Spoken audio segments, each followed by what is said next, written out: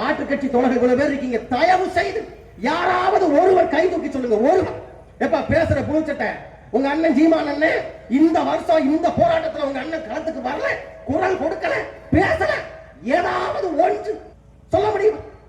அப்ப தொடர்ச்சியாக நாங்கள் உழைத்து வருகிறோம். இந்த கூட்டத்துக்கு முன்பாக 2 எங்கள் சொந்தங்களுக்கு நாங்கள் புகழ் வணக்கம் செலுத்தினோம்.